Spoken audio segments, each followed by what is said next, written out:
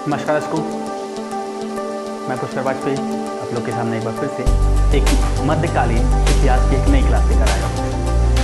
तो 2 videos upload हो चुके हैं, जिसमें एक में हम लोगों ने इस्लाम का उदय पढ़ा था, थोड़ा सा मोहम्मद बिन कासिम के परिचय के बारे में उस वीडियो हम लोग देख लिया था, और दूसरे वीडियो में लेखक और उनकी रचनाओं के बारे में पढ़ा था।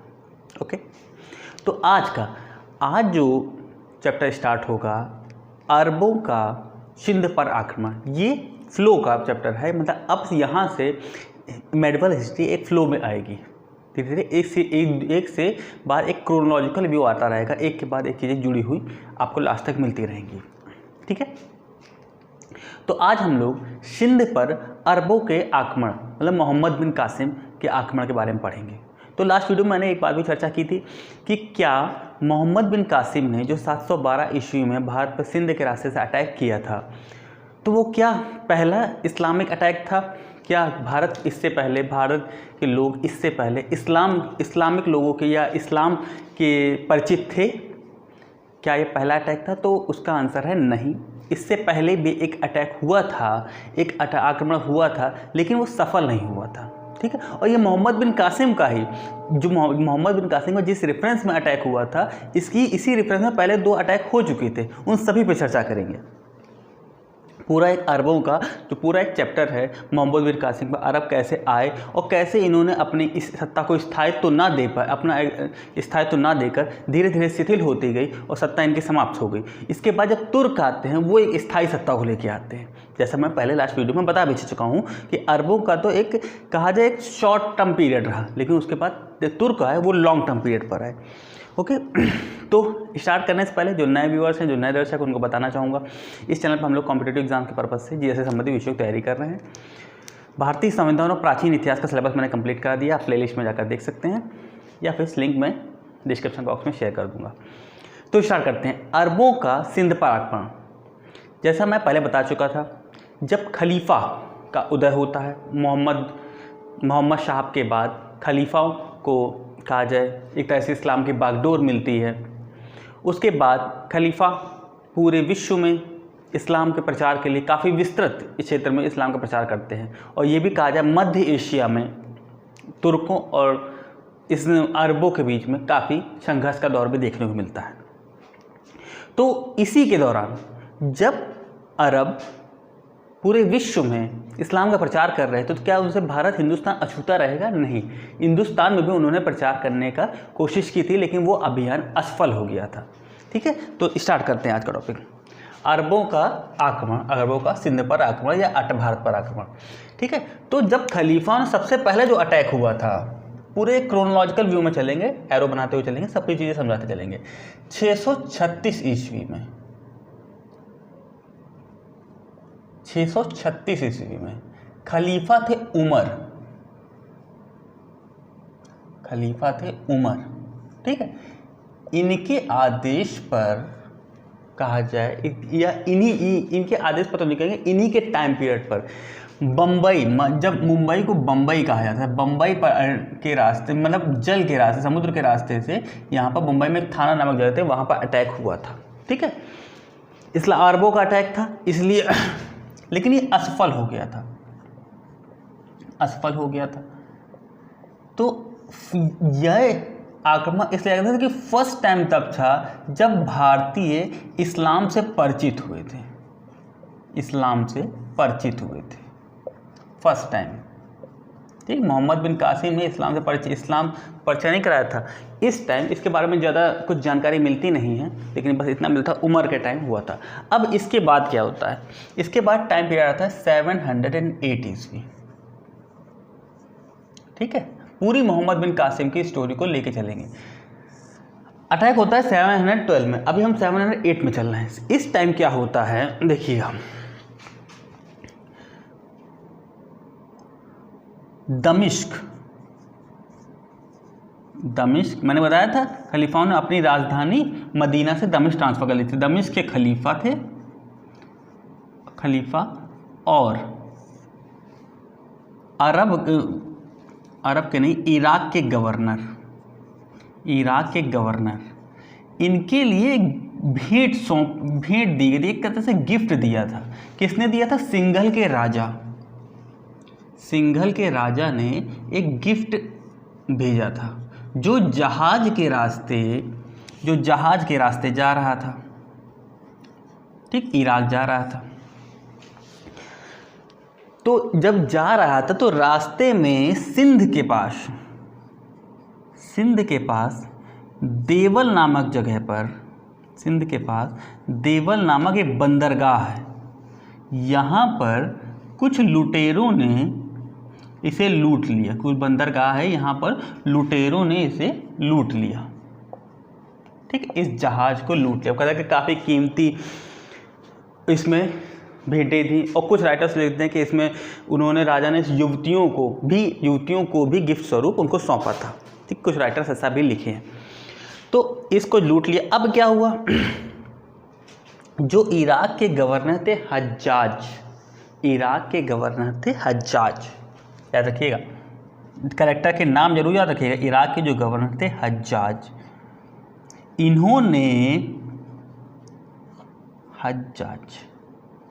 इन्होंने एक सिंध के राजा, देखिए इराक के गवर्नर हैं और बराबर इधर है सिंध के राजा दाहिर, इनसे कहा कि इन लुटेरों को ढूंढकर इनको सजा दीजिए, लेकिन दाहिर ने यह कहकर मना कर दिया कि ये जो लुटेरे हैं ये मेरे अधीन नहीं है, मेरे सबऑर्डिनेट्स नहीं है, और ना ही मेरा इन पर कोई नियंत्रण है, ना ये मेरी बात मानते हैं। तो ये कहकर मना कर दिया, मैं इनको सजा नहीं दे सकता, या फिर दे ही नहीं सकता, क्योंकि मेरे कंट्रोल में है नहीं, युद्ध छिड़ जाएगा, लड़ाई शुरू हो जाएगी। तो दाहिर ने यह कह के मना कर दिया। और वास्तव में उस तात्कालिक समय में सिंध में कई लुटेरे जाति बसा करती थी और उनका, दाहिर का कोई नियंत्रण नहीं था उन पर। यह वास्तविक बात है। तो दाहिर ने एक सही घटना से हज्जाज को अवगत कराती है। लेकिन बात यहाँ ख़त्म नहीं हुई। हज्जाज ने फिर कहा कि ठीक है, दाहिर हमारी बात नहीं मान रहे हैं तो लुटेरों को छोड़ो, पहले इन्हीं को मारो, ठीक है। हज्जाज ने क्या किया कि पहले 711 ईस्वी में 2 बार अभियान भेजे थे, 2 अभियान भेजे, एक के बाद एक भेजे थे। पहला था उबैनुद्दौला के नेतृत्व में, और दूसरा अभियान भेजा था बुदैल के नेतृत्व में, ठीक है। इनको भेजा, लेकिन दोनों हार गए, दोनों असफल हो गए। अब इसके बाद हज्जाज ने फिर कहा कि ठीक है, जब कोई नहीं जीता तो 712 ईस्वी में अपने भतीजे और दामाद मतलब दो व्यक्ति नहीं, एक ही व्यक्ति है, भतीजा और दामाद मोहम्मद बिन कासिम को भेजा था।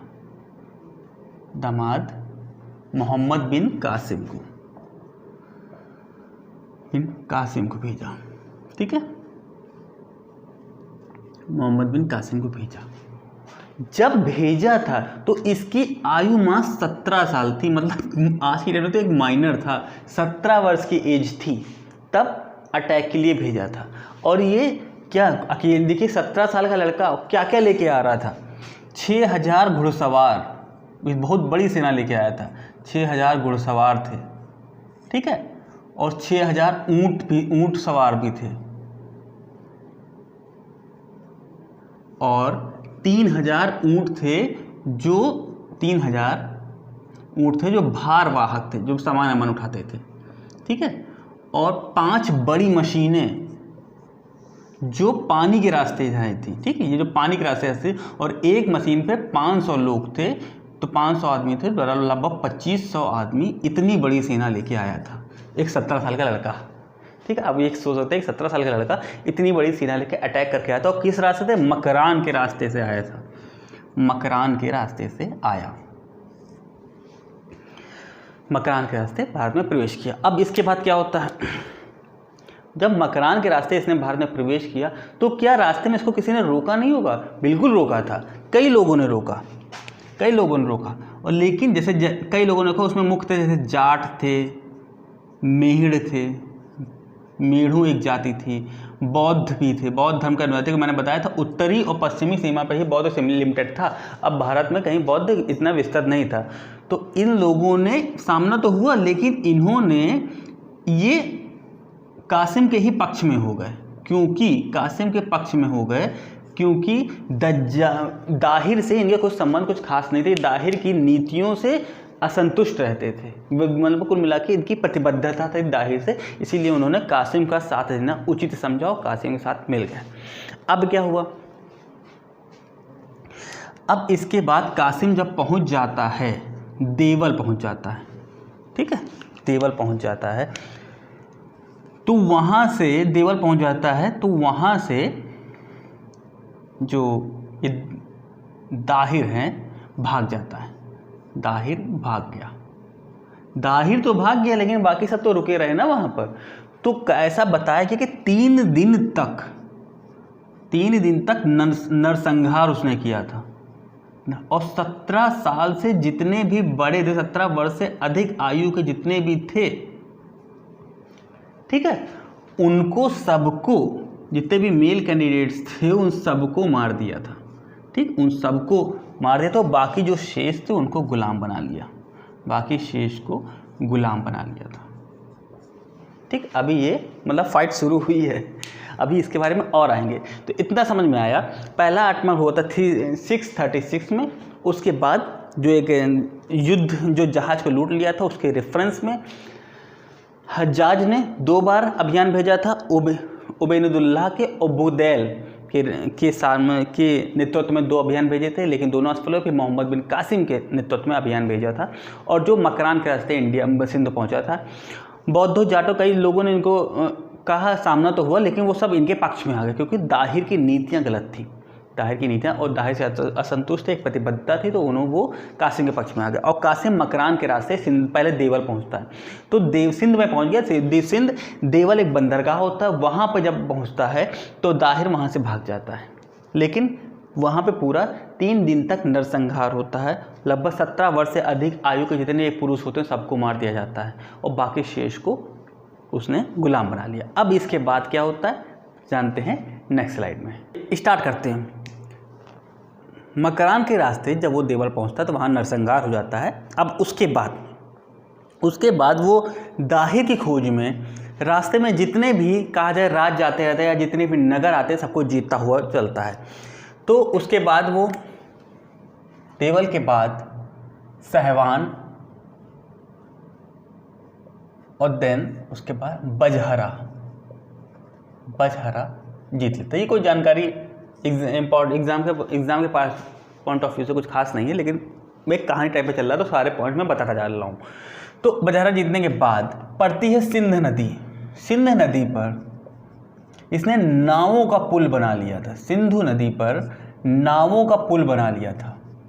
नावों का पुल बना के उसको क्रॉस किया, ठीक है, नावों का पुल बना के उसको क्रॉस किया। और उसके बाद पहुंचा रावर नामक जगह पर इस कासिम का और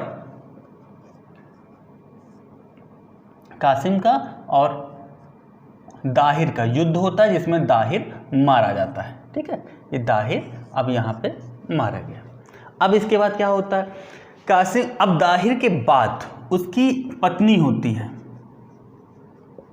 रानी बाई। ये भी लड़ती है, बहुत वीरतापूर्वक लड़ती है, लेकिन जब उसको लगता है कि वो असफल होने वाली है, हारने वाली है, तो अपनी सभी स्त्रियों के साथ वो जौहर कर लेती है, ठीक है, जौहर कर लेती है। अब इसके बाद इनका बेटा होता है जय सिंह। ये शायद ब्राह्मणवाद एक जगह है, वहाँ का शासक होता है। तो जय सिंह सरेंडर कर देता है, ठीक है, सरेंडर कर देता है और इस्लाम स्वीकार कर लेता है। अभी जय सिंह, ये नाम याद रखिएगा, अभी फिर से आएगा। इस्लाम को एक्सेप्ट कर लेता है जय सिंह की अभी जान बच गई है। लेकिन अब इसके बाद क्या हुआ, दाहिर की दूसरी पत्नी, सेकंड वाइफ थी रानी लाडू, ठीक।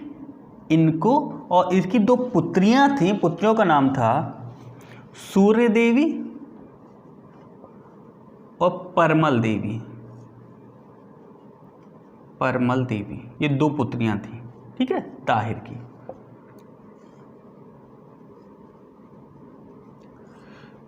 दोनों पुत्रियां थी। अब जब 712 में उसने इन पर अटैक किया और इनको अपना गुलाम बना लिया था, रानी लाडो को और सूर्यदेव परमल देवी को अपना गुलाम बना लिया था, ठीक है। अब ये कैरेक्टर नाम रखेगा, इनका भी रेफरेंस में आएगा, जयसिंह का भी रेफरेंस आएगा और इन दोनों पुत्रियों का भी रेफरेंस आएगा। अब इसके बाद ये 730 ईस्वी में मुल्तान की तरफ बढ़ता है, मुल्तान की तरफ बढ़ता है और मुल्तान को पूरा तरह लूट लेता है, पूरी तरह लूटता है और इतना इसको स्वर्ण मिलता है, इतना स्वर्ण लूटता है कि मुल्तान को वो स्वर्ण नगरी कहता है, मुल्तान स्वर्ण नगरी कही जाने लगती है, ठीक है। अब ये कहा जाए अरब के आक्रमण के समय किस राज्य को स्वर्ण नगरी कहा गया, तो मुल्तान को कहा गया स्वर्ण नगरी, ठीक है। इतना उसका अटैक था। अब इसके बाद उसने अपनी यहाँ पर ही अपनी कहा जाए दुकान सजा ली और यहीं पे अपना एक शासन स्थापित कर लिया, ठीक। लेकिन अब इसके बाद क्या हुआ, पिक्चर अभी बाकी है। तो इसके बाद क्या हुआ, यहाँ तो कुछ नहीं हुआ, यहाँ तो सब कुछ सही चल रहा था, लेकिन गड़बड़ हो गई दमिश्क में, मतलब खलीफा में। वहाँ एक गड़बड़ हुई। वहाँ क्या हुआ, देखिए जब ये गया था, जब अटैक किया था, तो यहाँ पे खलीफा थे वाहिद, खलीफा थे वाहिद,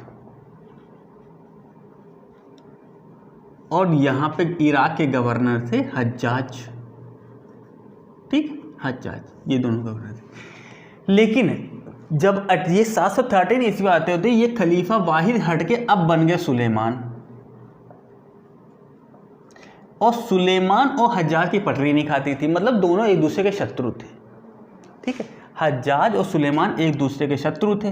तो हुआ ये कि इस हिसाब से, क्योंकि मोहम्मद बिन कासिम हज्जाज का दामाद और भतीजा था, तो दुश्मन का दोस्त भी दुश्मनी होता है, इस पॉलिसी पे सुलेमान और मोहम्मद बिन कासिम की भी दुश्मनी हो गई, ठीक। तो सुलेमान ने क्या किया, सुलेमान ने मोहम्मद बिन कासिम को बुलाया वापस, मोहम्मद बिन कासिम को वापस बुलाया और उसे घोर यातनाएं देकर उसको मार दिया, घोर यातनाएं देकर उसे मार दिया, ठीक। ऐसा समस्त इतिहासकारों ने लिखा, सभी इतिहासकारों ने यही पॉइंट ऑफ व्यू बताया है कि सुलेमान ने मोहम्मद बिन कासिम को वापस बुलाते हैं और उसे घोर यातनाएं देकर उसको मार देते हैं, ठीक है। अब लेकिन इसके बाद लेकिन एक दूसरा पॉइंट ऑफ व्यू मैंने चचनामा में आपको बताया था, ये शायद नाम मैंने लास्ट वीडियो में चाचनामा लिख दिया, वो चचनामा है, ठीक है। चचनामा का पॉइंट ऑफ व्यू क्या होता है, चचनामा लास्ट टाइम मैं बता ही चुका हूँ, लेखक अज्ञात है, अरबी भाषा में, और अबू बशर बुर्क ने इसको फारसी भाषा में कन्वर्ट किया, ठीक है। वो पॉइंट ऑफ व्यू मैंने लास्ट वीडियो में बता चुका हूँ। तो चचनामा में जो मेन इसका विषय वस्तु है वो यही है, भारत सिंध पर भारत का अरबों का अटैक, ठीक। मेन विषय वस्तु यही है, मोहम्मद बिन कासिम के बारे में लिखा है। लेकिन इसने क्या लिखा मोहम्मद बिन कासिम के बारे में, अब देखिए जो लास्ट कहानी में डिस्कस कर रहा था लास्ट वीडियो में, अब उसको क्लियरली बताता हूँ। देखिए ये इधर है सुलेमान और इधर है हज्जाज, ठीक, दोनों की प्रतिबद्धता है, ठीक। लेकिन अब देखिए चचनामा में ऐसा लिखा है कि जो इन 2 पुत्रियों, जो इनकी डॉटर को इन्होंने गुलाम बनाया था एज ए गिफ्ट कासिम ने सुलेमान को भेजा था, ठीक है। जो उनकी सूर्य देवी और परमल देवी जो पुत्रियां थी, इनको एज ए गिफ्ट सुलेमान को भेजा था। लेकिन इन दोनों पुत्रियों ने मोहम्मद बिन कासिम पे आरोप लगा दिया था, जिससे सुलेमान काफ़ी क्रोधित हुए थे, खलीफा काफ़ी क्रोधित होते हैं और वो तत्काल कासिम को मारने का आदेश दे देते हैं, कासिम को मृत्युदंड का आदेश दे देते हैं, ठीक है। इस तरह चचनामा के अकॉर्डिंग मोहम्मद बिन कासिम की मृत्यु हुई थी, ठीक है, मोहम्मद बिन कासिम ये। लेकिन इस पर इतिहासकार संदेह व्यक्त करते हैं, इस चचनामा वाले जो पॉइंट ऑफ व्यू दे रहे हैं इस पर इतिहासकार संदेह रखते हैं और इस पॉइंट ऑफ व्यू पे काफ़ी सपोर्ट करते हैं, ठीक है। इस तरह यहाँ पे हम लोगों ने मोहम्मद बिन कासिम का पूरी स्टोरी देखी, कैसे कैसे उसने भारत पर अटैक कर, सिंध पर अटैक करता है, पहले देवल को में नरसंहार करता है, फिर साहबान, फिर बजहरा, देन रावर पे दोनों दाहिर कासिम लड़ते हैं, फिर उनकी वाइफ लड़ती हैं, वो जौहर कर लेती हैं, जय सिंह सरेंडर कर देता है, इस्लाम एक्सेप्ट कर लेता है, फिर उसके से जो सेकंड वाइफ होती है रानी लाडो और उनकी दोनों बेटियों को वो कहता है गुलाम बना लेता है। इसके बाद उनकी मृत्यु की कहानी स्टार्ट होती है, मुल्तान को जीतते हैं, उसके बाद मृत्यु कहानी ऐसे ऐसे होती है। अब हम लोग चलेंगे नेक्स्ट स्लाइड में, जहाँ हम लोग जब मोहम्मद बिन कासिम की ख़त्म हो जाता है, मोहम्मद बिन कासिम की चैप्टर क्लोज हो गया, अब भारत में अरबों की क्या स्थिति रहेगी, जैसे कैसे कैसे अरब शिथिल होते चले गए और एक समय आके 9वीं शताब्दी के आसपास अरबों की कहानी ख़त्म हो जाती है। और इस आक्रमण के फलस्वरूप भारत ने क्या पाया और क्या खोया, या अरबों ने क्या पाया और क्या खोया, उन सब पॉइंट पे बस शॉर्टली चर्चा कर लेते हैं और आज का वीडियो ख़त्म करेंगे। ठीक है, तो अब चलते हैं हम लोग नेक्स्ट स्लाइड में। तो स्टार्ट करते हैं। संभवतः ये आज की फाइनल स्लाइड होगी, इसमें हम लोग चैप्टर क्लोज कर देंगे, अरबों का ये चैप्टर ख़त्म हो जाएगा। तो अब मोहम्मद बिन कासिम ख़त्म हो गए, उनका चैप्टर क्लोज हो गया। अब इसके बाद भारत में अरबों की स्थिति कमज़ोर होती चली जाती, धीरे धीरे कमज़ोर, क्योंकि एक योग्य शासक नहीं मिलता है। योग्य शासक मिले, इससे क्या होता है, एक योग्य शासक की कमी होने का उनकी स्थिति तो कंट्रोल के बाहर हो ही रही है, नियंत्रित नहीं है अब। और भारत में जो राज्य छोटे छोटे थे, जो जीत के गया था मोहम्मद बिन कासिम, वो भी अपना कुल मिला के विद्रोह करके अपना राज्य पुनः प्राप्त कर रहे थे, जिसमें जो मेन नाम आता है जय सिंह। जय सिंह एक ऐसा कैरेक्टर आया कि उसने जैसे मोहम्मद बिन कासिम के पास जाने के बाद तुरंत इस्लाम त्याग दिया, फिर हिंदू धर्म एक्सेप्ट कर लिया, अपना जो राज्य था, शायद ब्राह्मणवाद जो राज्य था, उसको उन्होंने पुनः स्थापित कर लिया, पूरा कुल मिला के राजा बन के बैठ गए। लेकिन फिर से एक नया खलीफा आते हैं जो इन पर अटैक करता है, फिर वो इस्लाम धारण कर लेते हैं, काफ़ी उथल पुथल इनके जीवन में देखने मिलती है, 2-3 बार ऐसा करते हैं। तो फिर एक योग्य शासक नहीं आता। लेकिन फिर काफ़ी टाइम के बाद जो एक नया नाम सामने आता है, वो आता है जुनैद। खलीफा एक नए शासक को बताते हैं जुनैद। इसने को थोड़ा सा काम किया, स्थिति अरबों की स्थिति थोड़ा सा मजबूत करने की कोशिश की और जय सिंह को एक युद्ध में मार दिया, क्योंकि बार बार अपना धर्म चेंज कर रहे थे, ना तो इस्लाम के हो रहे थे ना हिंदू के हो रहे थे, तो इनको युद्ध करके ख़त्म कर दिया। ठीक, लेकिन अब इसके बाद क्या हुआ, इनके भी जुनैद को बड़ा कॉन्फिडेंस आ गया, अब तो मैंने जय सिंह को हरा दिया, अब धीरे धीरे पूरे भारत पर फिर अटैक कर लूँगा। तो इन्होंने भी अपनी विस्तारवादी नीति अपनाने की कोशिश की, अब उन्होंने अपने राज्य को एक्सटेंड करने की कोशिश की।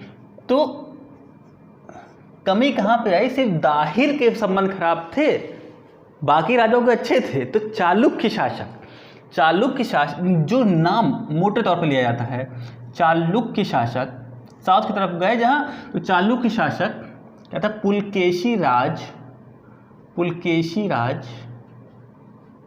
पुलकेशी राज अवनी जनाश्रय नाम है शायद इनका, अवनी जनाश्रय चालुक्य शासक थे। ठीक है, इनसे युद्ध लड़ते हैं और ये जय सिंह को हरा देते हैं, जय सिंह की बोलती बंद हो जाती है यहीं से। ठीक है, तो जितना भी कॉन्फिडेंस था कहीं ना कहीं लोग, तो अरबों को कई बार पुलकेशी राज ने हराया था। इसीलिए नौसारी अभिलेख में पुलकेशी राज को दक्षिणापथ का ठोस स्तंभ कहा जाता है, दक्षिणापथ का ठोस स्तंभ कहा गया है। ठीक है, ये पुलकेशी राज द्वितीय को कहा गया है, ऐसा दक्षिणापथ का ठोस स्तंभ। ठीक, अब ऐसे पुलकेशी राज के नागभट्ट भी एक राजा है जिन्होंने अरबों कई बार आया था, तो कई नाम तो कई हैं, लेकिन जो मेन नाम हाईलाइट होता है वो इनका होता है। ठीक है, अब इसके बाद अरबों की स्थिति धीरे धीरे खत्म ही होती चलेगी। जुनैद के बाद फिर शायद कोई खास खलीफा वो शासक नहीं आते हैं, और 9वीं शताब्दी आते आते अरबों की स्थिति पूरी तरह से लगभग ख़त्म हो जाती है।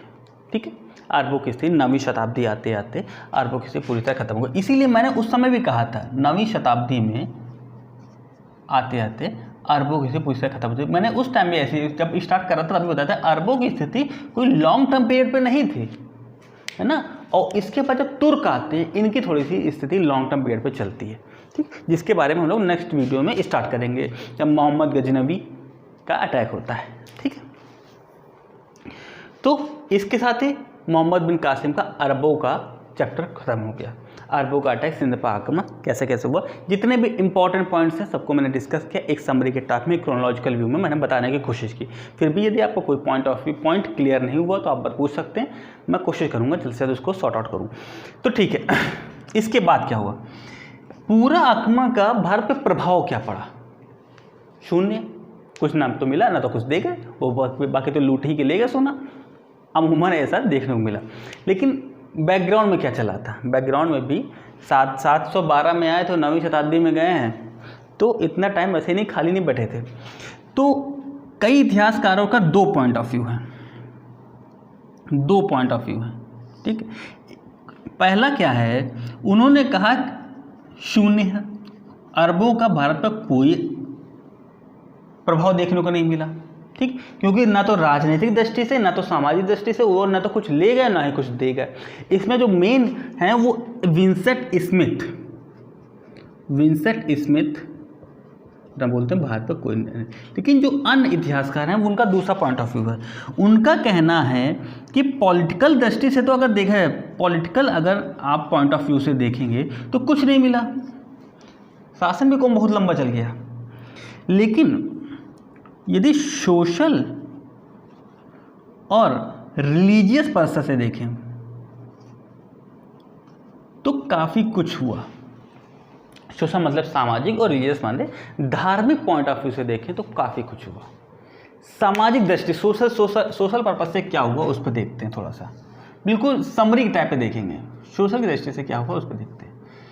जो अरब थे वो हिंदुओं और बौद्धों के धार्मिक नैतिक आचरण से काफ़ी प्रभावित थे, ठीक है। धार्मिक और नैतिक आचरण से हिंदू और बौद्ध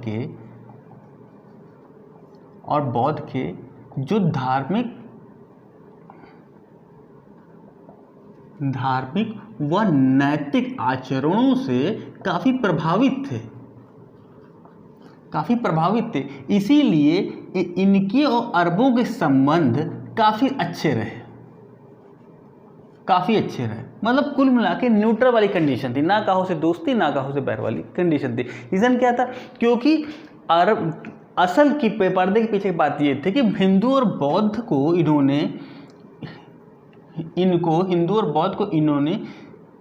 जिम्मी कहा था, जिम्मी का दर्जा दे रखा था। अब जिम्मी क्या होता है, जिम्मी होता है जनता का वह वर्ग जो इस्लाम को अपने शासक के रूप में एक्सेप्ट कर लेता है, ठीक है। पहला जिम्मी वह जनता का वह वर्ग होता है, जो वह हिस्सा होता है जो इस्लामिक शासक को या इस्लाम को अपने शासक के रूप में एक्सेप्ट कर लेता है। मतलब इन्होंने, हिंदू बौद्धों ने अरबों को अपने राजा के रूप में एक्सेप्ट कर लिया, तो काहे की लड़ाई, जब राजा बना ही लिए तो काहे की लड़ाई, ठीक है। दूसरी बात, ये जजिया कर भी देने लगे थे। जजिया कर जो इस्लाम का एक धार्मिक कर है उसको देने लगे थे। वही तो मैं कह रहा हूँ, न्यूट्रल कंडीशन थी। जब सब कुछ तो उनकी बात मान रहे तो काहे की लड़ाई होगी, तब तो फिर संबंध अच्छे होंगे। वो संबंध अच्छे थे तो इतिहास का ऐसा बताते हैं कि संबंध इसलिए अच्छे थे सोसाइटी की दृष्टि से। अब जजिया कर जो सबसे पहले लगाया था वो कासिम ने ही लगाया था, मोहम्मद बिन कासिम ने ही सबसे पहले जजिया कर लगाया था फर्स्ट टाइम, ठीक। ये हो गई सोसाइटी की दृष्टि से। अब देखें थोड़ा सा हम रिलीजियस पर्पस, ये थोड़ा सा अच्छा देखने को मिला। हमने नैतिक और सामाजिक दृष्टि देख लिया। तो जो अरब लोग थे वे भारत के जो धार्मिक पॉइंट ऑफ व्यू और कहा जाए लिटरेचर पॉइंट ऑफ व्यू को से काफ़ी प्रभावित थे, ठीक है। जैसे भारत के जो विषय थे, साहित्य, दर्शन, ज्योतिष, ठीक है, खगोल विज्ञान,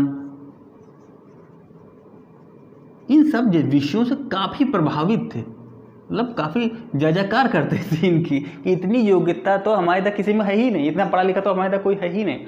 तो एक उनका एक वो आया था, अबू मशर नाम था, अबू मशर।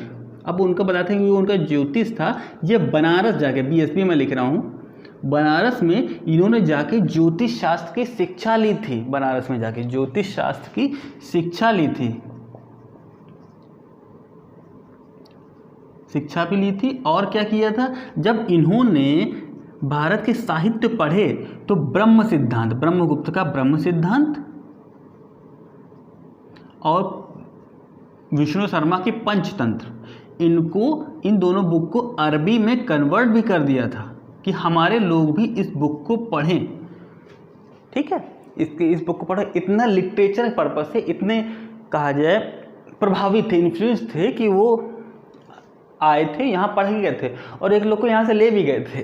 कहा जाए एक बौद्ध विद्वान थे, उनकी नीति और धार्मिक आचरणों से इतने प्रसिद्ध थे कि बौद्ध विद्वान थे,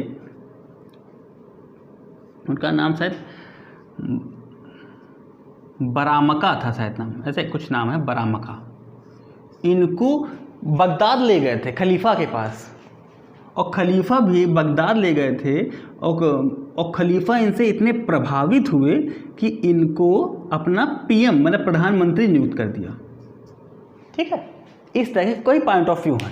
ठीक, तो ये देखिए, हिंदू और बौद्धों का अरबों से काफ़ी अच्छा संबंध था। संबंध काहे का अच्छा था, क्योंकि जिम्मी मान लिया था और जजिया कर देने लगे थे। ठीक, ऐसा इतिहासकार मानते। और दूसरा रिलीजियस पर्पस देखें तो जितने भी लिटरेचर, फिलॉसफी, एस्ट्रोलॉजी, एस्ट्रोनॉमी, जितने भी ये विषय थे, मैथ्स, तो जैसे आर्यभट्ट की थ्योरी थी, इनसे मैंने तो जो याद आया वही बताया, जैसे आर्यभट्ट की थ्योरी थी और वराहमिहिर की थ्योरी थी, इन सब थ्योरी से ये काफ़ी प्रभावित हुए थे। वराहमिहिर की बृहद संहिता से काफ़ी प्रभावित हुए थे। तो इस तरह के बुक्स से काफ़ी प्रभावित होकर इन्होंने भारत से बहुत कुछ लेके गए। ठीक है, और लेके गए, वो तो सब्जेक्ट तो लेके गए, एक आदमी को उठा ले गए, बरामका नाम के बौद्ध विद्वान थे, बगदाद ले गए खलीफा से मिलने। खलीफा इतने प्रभावित हुए कि उन्होंने अपना प्रधानमंत्री तक नियुक्त कर दिया था इनको।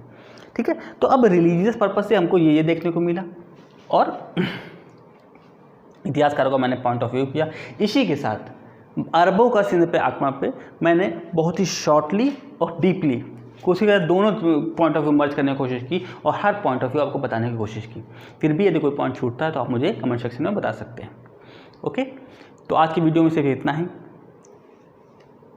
मिलते हैं नेक्स्ट वीडियो में, जहां हम लोग मोहम्मद गजनवी इन पर स्टार्ट करेंगे। गजनी वंश का स्टार्टिंग से लेके चलेंगे, सुबुक्तदीन से, अलक्तदीन से लेके चलेंगे और मोहम्मद गजनवी के बारे में डिटेल में पढ़ेंगे। 17 बार लगभग आक्रमण किया था भारत पे, हर साल भारत पे आक्रमण करने की, भारत को उन्होंने, मोहम्मद गजनवी ने काफिरों का देश कहा था। और जब इन्होंने खलीफा ने मान्यता दी थी मोहम्मद गजनवी को, तो हर साल अटैक करने के लिए प्रतिज्ञा की थी। उन सभी पॉइंट्स पर क्यों प्रतिज्ञा की थी, क्या कारण थे, कैसे अटैक किए थे, क्या क्या किया था, उन सभी पे चर्चा करेंगे। तो मिलते हैं नेक्स्ट वीडियो में, तब तक के लिए